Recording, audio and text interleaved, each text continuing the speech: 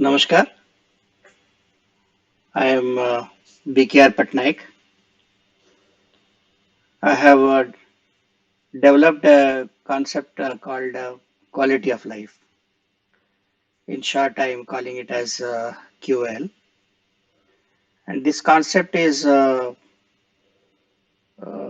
written in a form of a model so that it can be understood a bit easily.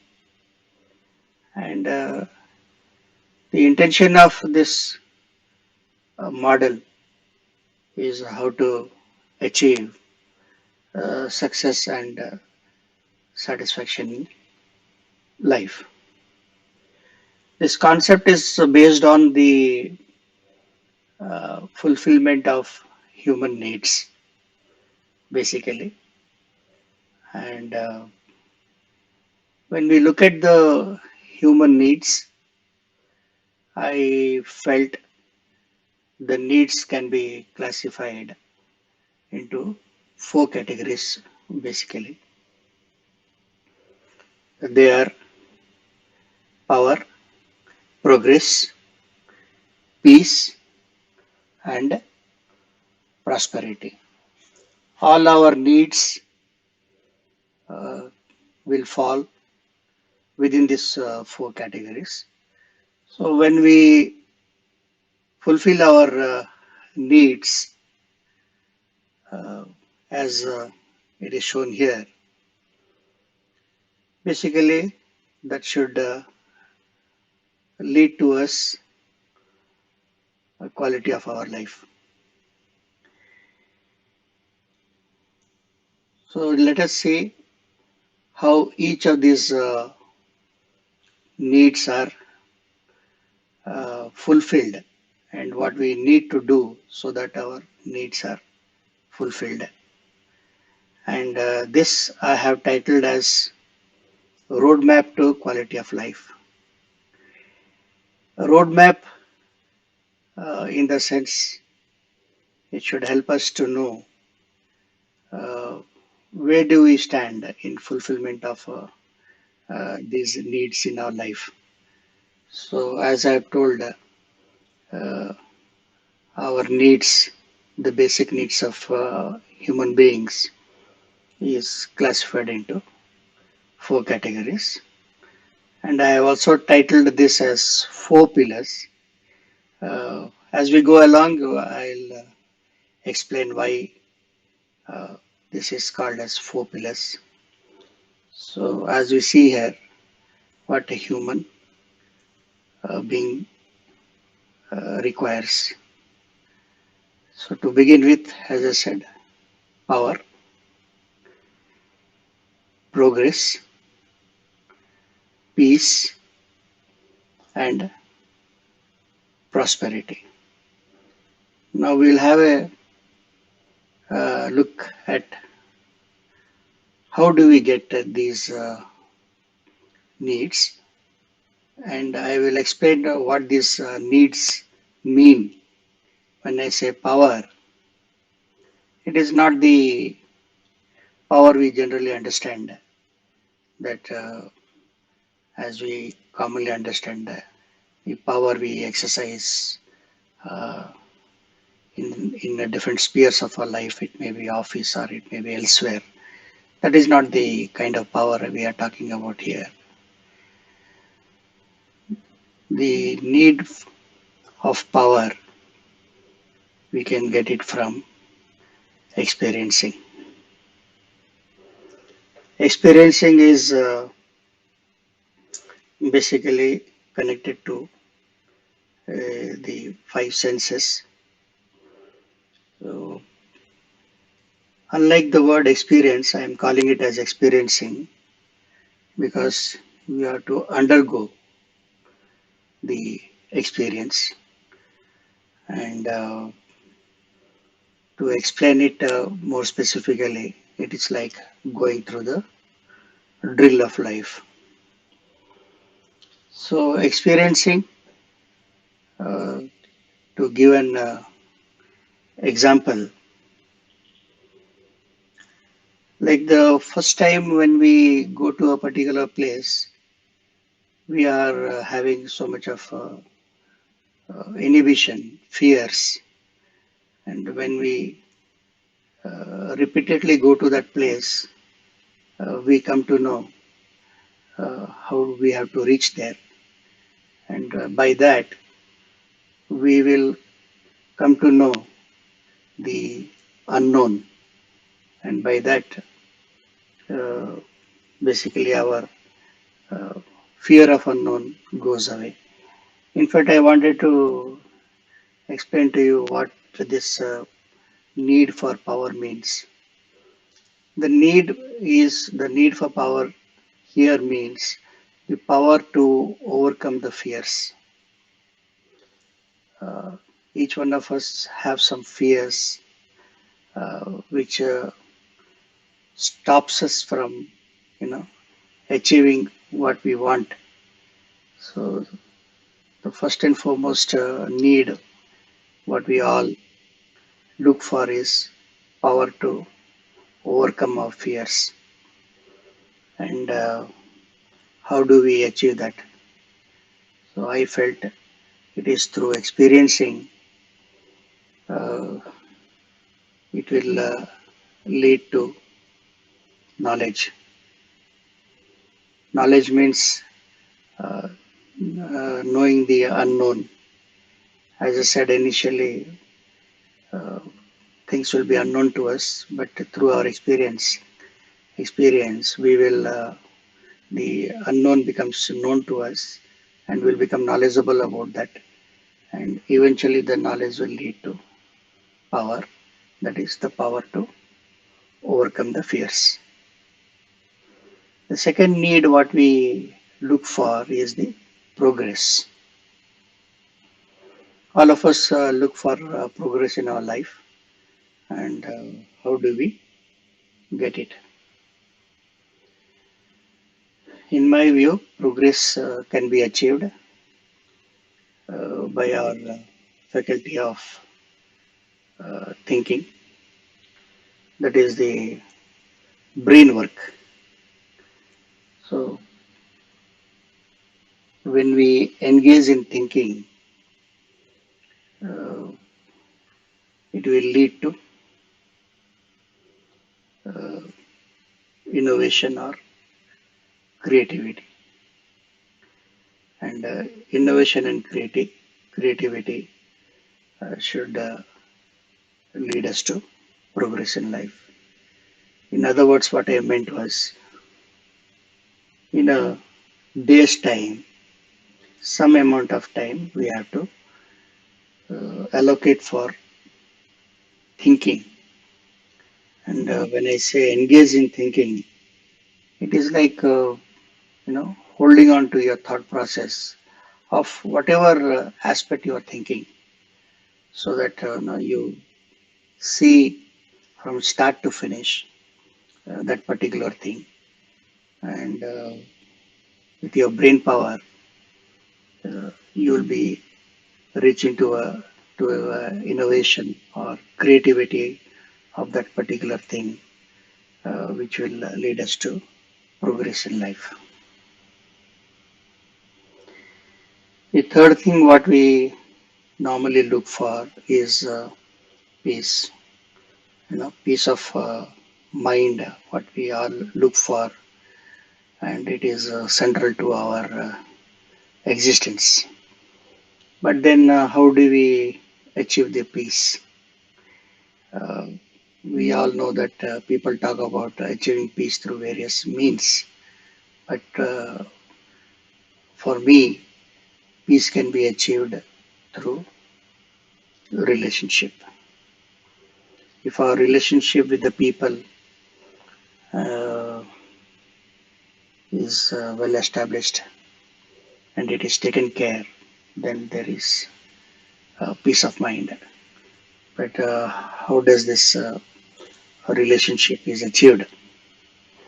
And one more thing you must have seen, I have colored this relationship uh, differently to suggest that this is the cornerstone of our life. So this is very critical. And how do we achieve relationship? The critical thing for achieving the relationship is to mm, first of all get connected to the people with whom you would like to have relationship. So the first thing is to get connected. That is when we have concern for the other person. That is to say, when we put ourselves in the other person's position, uh, that is the time when connection happens with the person. And that connection is possible when we have concern for them. So I would say concern will lead to a relationship, and a relationship will lead to peace of mind. I would explain in the next slide in detail uh, what is this concept of relationship and how do we maintain the relationship. And relationship is not just a definition, but we have to work on the relationship to achieve a good relationship with the people around us. So, power, progress, and peace we have seen. Uh, how do we achieve it in the first place? Like power, we achieve from experiencing, progress, we achieve through rather deep thinking, that is using the brain power. And the third is the peace, and peace comes from good relationship with the people around us. Then the fourth need, what I have felt was the prosperity in life. However, we may achieve the other three needs unless prosperity is also achieved. I hope we all understand what prosperity means. Prosperity is a sense, rather, a sense of well-being. So unless that sense of fulfillment or well-being is there, then the life doesn't go a full circle. So how do we achieve prosperity? Prosperity is achieved to begin with by investment, and investment in the areas of health, information, and money. Like if you see the the starting letters of these words, it is HIM. HIM we denote to godliness. So investment we have to do it in the areas of godly things like health, information, and money. Uh, Investment will basically lead to creation of wealth. So some amount of wealth has to be created in our life, which will lead to a sense of prosperity or a sense of well-being. And we all know the importance of health, information, and money in our lives.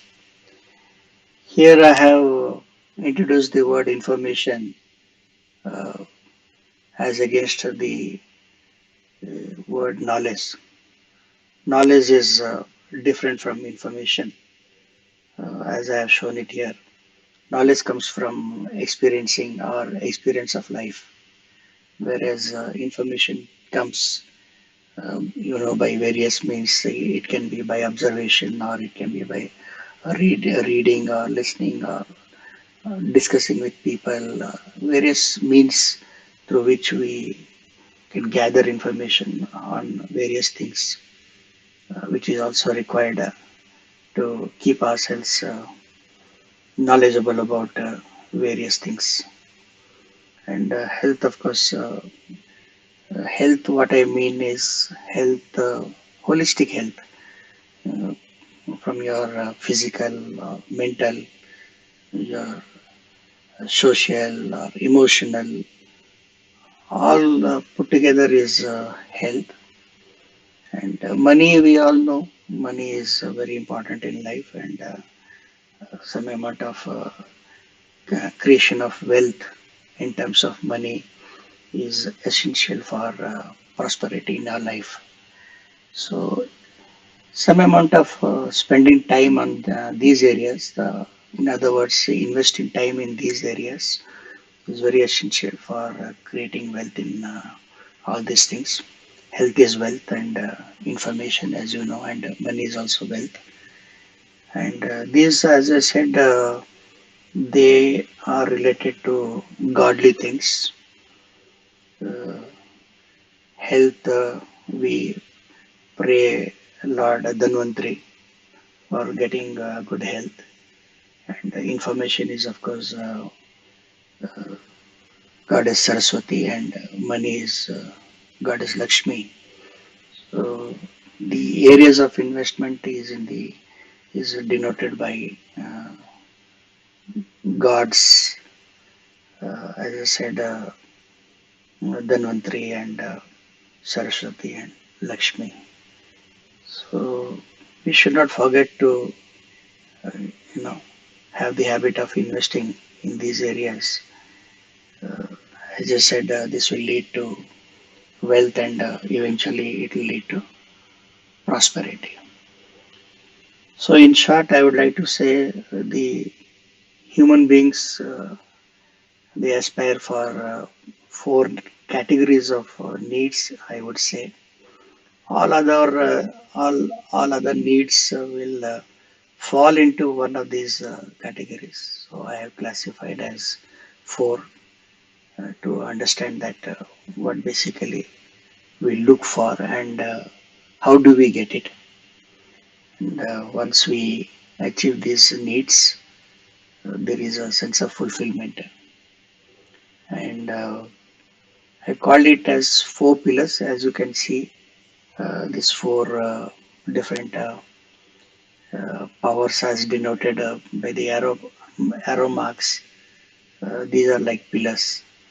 Why we are calling it as pillars is our life has to be balanced, and I have equated uh, a balanced life to a balanced structure which has got four equal pillars, so that the roof on the pillars can be placed, and every pillar should be equally strong. In other words, in our model, all these needs have to be fulfilled equally.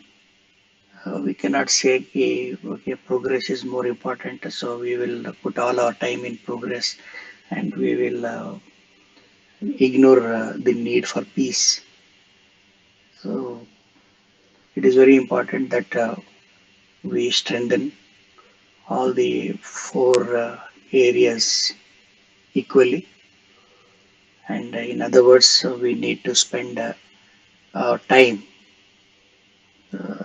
equally on uh, having practical experience for various things in our life. Spend some amount of time in the day in thinking about the issues what we are going through, so that we will get some ideas or innovations about solving that issues. Third is the relationship. I will come to the in detail. I'll come to the relationship factor, which is so important. And fourth is we need to spend our time uh, intelligently on the investment in the areas of health, information, and money.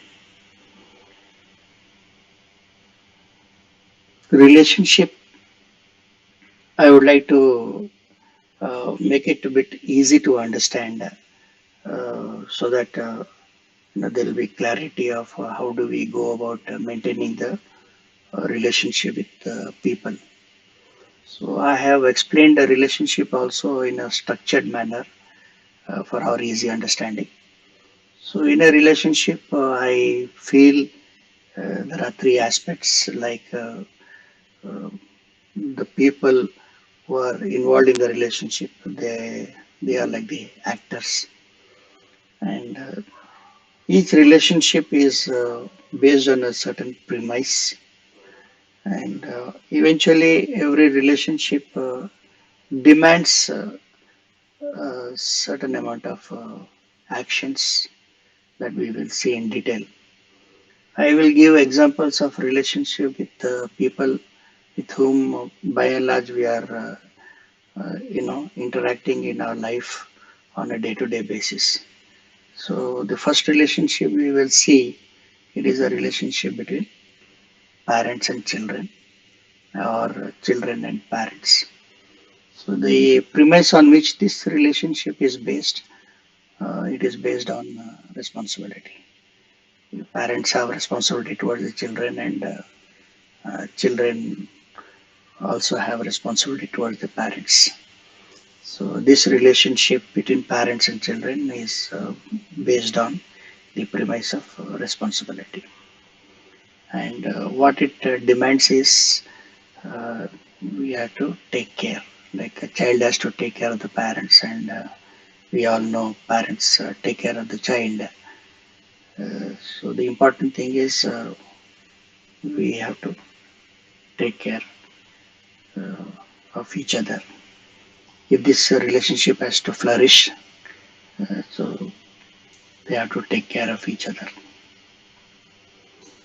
The second relationship, what we see is, as an example, is a relationship between a friend to a friend. This relationship, we all undergo uh, right from the childhood, and it is very important to have friends in our life, whatever may be our age. And relationship between a friend and a friend is based on purity of the relationship. So if you call somebody a friend, so there has to be a purity in the relationship. What I mean by that is there will be no ill feelings between the friends. One friend cannot have ill feelings about the other person, and when that is felt, if there is no ill feeling between the two persons, two friends, then that relationship will really be working. Uh, so there is no ill feelings between friends. Third one is spouse with the spouse. This is, of course, for people who are married. And the relationship between spouse is very, very important, and critical. A life partner is the person with whom you spend quite a lot of time, and this relationship has to flourish. So this relationship is based on, I would say, it is based on respect for each other. Each other spouse have to have respect for the other person. And what I mean by respect is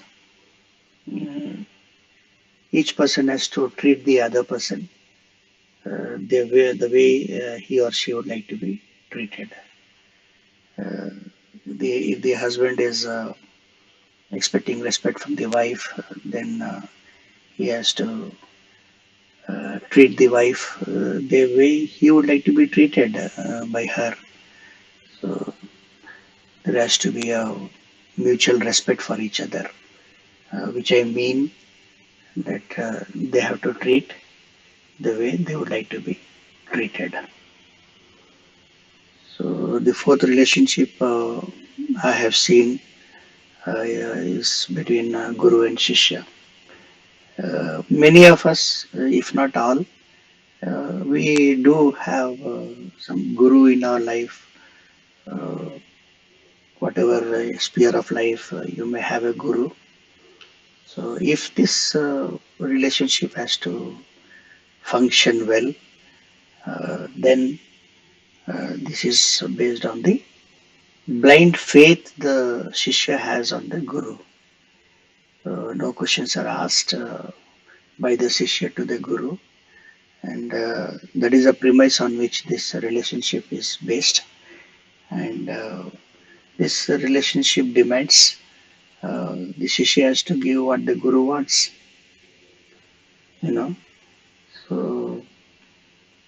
he is devoted to what the Guru is saying. And the Guru wants a particular thing, then the Shishya has to do it with a blind faith. So in this relationship, I would say the relationship is based on blind faith by the Shishya to the Guru. And this boss subordinate relationship I am uh, describing in a office setup kind of thing. Uh, and office is also another place where people who work in offices, they spend a lot of time in this relationship, and this has to be absolutely cordial. And if there is a good relationship between a boss and a subordinate, then there will be definitely a lot of peace of mind. So boss subordinate relationship is based on followership. The subordinate has to follow the boss, and what this relationship demands is the subordinate has to obey the boss. So when this is there, uh, an absolute obedience by the subordinate, then this relationship will flourish, and there will be a lot of uh, peace in mind. And the next one I have seen is between two individuals when there is when we cannot name the relationship or the actors in the relationship.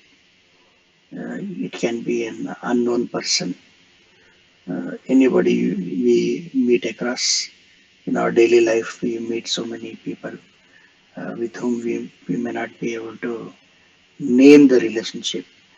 So, but it is very important that we have a absolute good relationship with the people to whom we see uh, not too often, or we see them, you know, like suddenly we see somebody, and or maybe you have to, deal with a person in your daily life, in connection with your work, or anywhere for that matter. So the relationship between two individuals is based on the dignity that is shown to each other. The most of the time we see conflict between two unknown people uh, before they form the relationship. They start, they have some strain in the relationship, and that is because they fail to give the dignity to the other person. So I would say the relationship between two individuals is based on dignity shown to each other. And what this relationship demands is you have to treat the way a human being is supposed to be treated. So that is what I meant by dignity. The next relationship, what I have shown it here as an example, is relationship between siblings, brother sister, sister to sister, or brother to brother. The relationship between siblings is also very critical throughout our life, right from childhood till we reach to the older age. The relationship of sibling to sibling is quite critical. So the relationship between two siblings is based on, I would say, the protection of the other person. So whatever may be the situation of one sibling with the other sibling, If there is a call for protection, the first thing is one has to rush for the protection of the sibling. So if this relationship has to flourish, then this is based on protecting each other. And when there is a cry of help by one sibling, the other sibling has to extend his or her hand of help and see that the sibling is protected from that need. So many a times there will be a cry of help by the sibling, and whatever situation one has to go for the help of the sibling who has called for protection. And the next one I have explained in terms of the customer to supplier. This also mostly we see it from the office point of view, but it can happen in our other spheres of life. Many a places we are customers and somebody is a supplier. We are a supplier, the other person is a customer. So if this relationship has to flourish and is taken care, then very important is there should be a trust between a customer and a supplier. So what we mean by trust is uh, we have to stand by our word. When you say something to the other person, it may be customer to supplier or supplier to customer.